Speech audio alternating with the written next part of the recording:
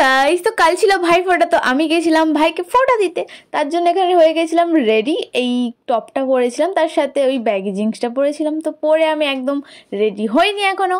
তো প্রথমে চুলটা ভালো করে মুছে নিয়েছি, তারপর এক এক কানের পরে নিলাম, দিয়ে একটা আংটি পরে নিলাম, দিয়ে একদম হালকা করে একটু লিপস্টিক, তার সাথে টিপ না পরলে হয়, বললাম না টিপ না পরলে আমার সাজটা আধা আধুরা লাগে। তারপর আমি চুলে হালকা করে একটু সিরাম অ্যাপ্লাই করে আমি একদম রেডি। তো চলো যাওয়া যাক। কেমন লাগছে সবাই কমেন্টে জানাও আমাকে। আমি এখানে বেরিয়ে পড়েছি মা বাড়িতে যাওয়ার উদ্দেশ্যে, কারণ ওখানেই দাদা ভাই সবাইকে ফোঁটা দেবো। তো প্রথমেই এসে ভাইকে ধরে নিয়েছি।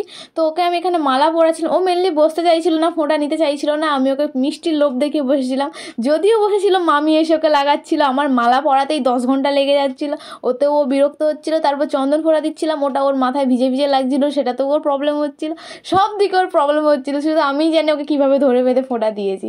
তারপর মিষ্টি দিয়ে ওকে শান্ত করানো হলো। সবাইকে ফোঁটা দেওয়া হয়ে গেলে আমি এখানে পেট পুজো করতে বসে গেছিলাম। এরকম মিনি ব্লগের জন্য সাবস্ক্রাইব বা ফলো করে নিও। টাটা।